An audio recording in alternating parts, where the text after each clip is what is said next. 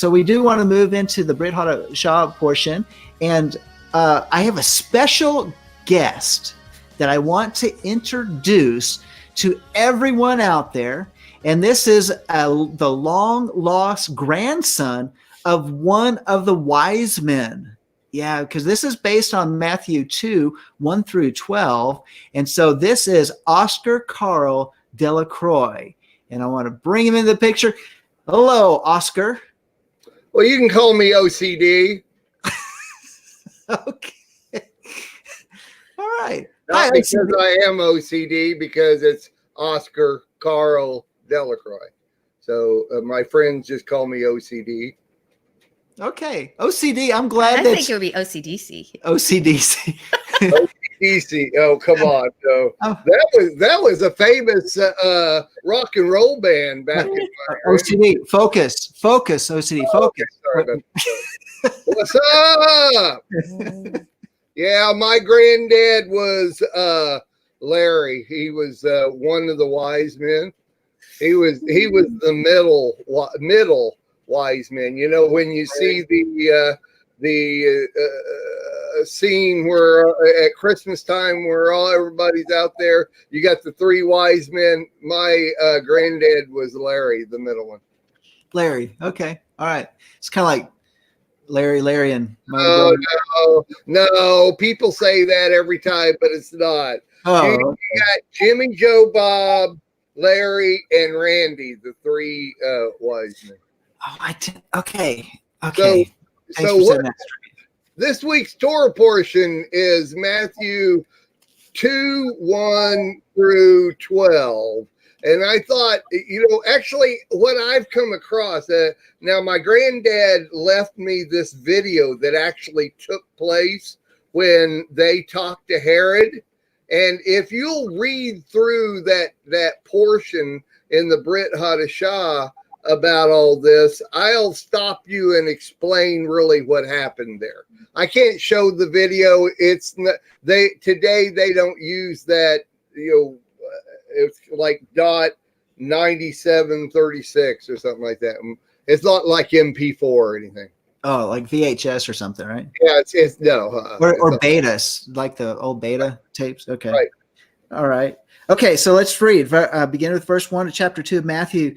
Now, after Yeshua was born in Bethlehem of Judea in the days of Herod the king, behold, Magi from the east arrived in Jerusalem, saying, "Where is he who has been born King of the Jews? For he saw his star in the east and have come to worship him." Now, what really happened there, the Magi, we were actually wise men. Everybody knew us as wise men because we studied the Torah, and we had all the answers, no matter what it was. And so when Herod saw that we were coming, because we actually sent it out in a MailChimp to everybody, because we have a real wide range of people that follow us on our website, thewisemagi.com, that we send out the MailChimp and let people know where we're going. And Herod is on that list, so he knew we were coming. Now, that's not really what we said, or he said. He says, "Where is he who has been born King of the Jews?" We were never going to tell him where he was. That wasn't what it was all about. And they said that they saw the star. They didn't really see the star. They just knew that we were coming, and he just kind of turned all that around. So go ahead. All right. And when Herod the king heard about the wise guys, he was troubled, and all Jerusalem with him. Yeah, like he had people that were going out through the streets, and they were taking surveys of people and posting them on the website, and it's just really not true. He was troubled, but Jerusalem was really happy this was going on. It's just it's not all Jerusalem. That's just and they really only surveyed so many, and it was people that they knew who, of course, is going to be troubled. But the rest of Jerusalem that really didn't get part of that survey, they were troubled. They were happy. And gathering together all the chief priests and scribes of the people, he began to inquire of them where the Messiah was to be born. Yeah, that's true. That actually happened. And we came in, and that little spiel there. Jimmy Joe Bob is the one we let kind of give out that information there, and he says, "Oh, you old Bethlehem in the land of Judah are by no means least among the rulers of Judah. For from you shall come a ruler who shall shepherd my people Israel." Now Herod wasn't happy about that.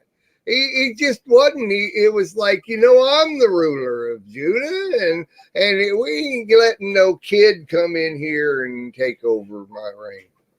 So head on there. Okay. Well, then verse 7, then Herod secretly called the wise guys, the Magi, and ascertained from them the time the star appeared. And he sent them to Bethlehem and said, "Go ahead, go and make careful search for the child." And when that's just bull cocky right there is what it is. Herod didn't send us out. The Lord sent us out. We saw the star. We knew where we were going. Now you see how Herod turns thing around like a stinking Jezebel. He'll just say, "Oh yeah, I sent them out, and I told them, go search out the child, and when you found him, bring me word." And yeah, like we were gonna do that. Yeah, you bet. Go ahead. "And when you found him, report to me that I too may come and worship him." And having heard the king, they went their way, and lo, the star which they had seen in the east went on before them until it came and stood over where the child was. That's right. It was over there. It was in that direction over there. And that's what it looked like on the video, that it was kind of just about over there. And we followed it all the way up to it. It was pretty cool, from the way it looked on the video. And when they saw the star, they rejoiced exceedingly with great joy.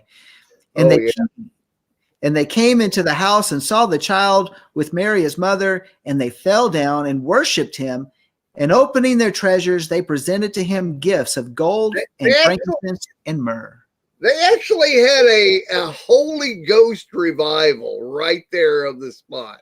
As soon as they saw the child and Mary, and it's just the Holy Ghost came on them, on every one of them. And every one of them were singing Paul Wilbur songs and all kinds of stuff, because it was just an amazing time. And it's almost like there was just like this pillar of cloud and fire and everything, right there. And it was pretty cool. Yeah, pretty cool. And having been warned by God in a dream not to return to Herod, they departed for their own country in another way. That's right. That's right. There's no way they were going back. No way. It was just, they knew actually Herod was just such an evil guy that they possibly would have died, and we knew that, and so we just weren't going back. But I'll tell you what, watching that video and that Holy Ghost revival they had when they saw Yeshua there, and Miriam and all that was pretty cool. So there you go. I hope that helps you have a little bit better perspective of what really happened during the time. All right. And so bringing it back to what Sandy was talking about earlier, why? Why? Why? There's so many answers to that. Whole show. So pick one of the questions to ask why and all. I'll answer that for you. But there's like multiple questions in all this one. It's like, why do I have this label right there? Why don't they make these head covers and put the label in the back? I don't get it. That's definitely mechanical, Medua. It is. It's just unreal. But that's the way they're designed. For some reason, anyway. All right. Sometimes they turn the head coverings around so the labels. No, this was designed this way. I don't know what the deal is. My granddaddy Larry, he used to wear almost exactly the same head covering, and it bugged him too. So. Well, OCD, we really appreciate your insights there. Anytime. Yeah. I'll be glad to come back. Your pay grade is just perfect. I like it. Yeah. Hey, so is there any way that we can get a copy, digitize that video? No. If that ever got out, oh my gosh, there would be all kinds of irrationalization about everything if that ever got out. So we're just going to file that away in the same place that Indiana Jones files all his things away in that big big storage facility, that they. Yeah. Come on, you see the movies? Yeah. Out there in the desert somewhere. Yeah, that's right. Yeah, that's right. Just got to watch out for those Russians that may be trying to find those special. That's right. Objects of antiquity. That's right. That's right. So what that also reminded me of something that is interesting. If you have a software or an app on your phone or on your computer that is Solarium or something that's like that, you can actually go back to see where the alignment of the stars were that match the time of the Magi. And it's very interesting. And I think the phenomenon is supposed to happen again, but there is an alignment of Jupiter and Saturn that came together at the same time.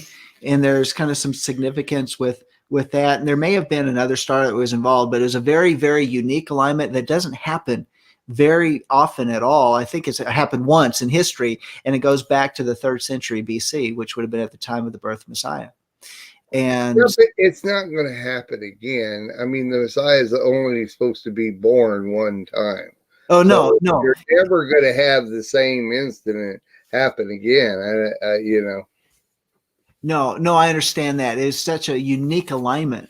And so anyway, I just thought that was also very interesting, is that there is, just like we were talking about in the article, the evidence of our faith is real. And even the evidence of the stars with using applications like the Solarium, you can actually go back to that date and see the alignment to see exactly from Jerusalem, or even from these Magi from the east, that they followed the stars. They knew and they were looking for it. Daniel taught them and how to see the exact timing of the birth of Messiah. And we can see it in our own applications today. I just think that's so cool. Yeah. Does it show a video of them walking down the path, and how the camels made them go one way, but does it show that? No, it's all celestial. Oh, celestial. Okay. Well, that explains everything. Yeah. They didn't quite have your copy. If they had your copy, they could integrate it. Not going to happen. It's just not going to happen.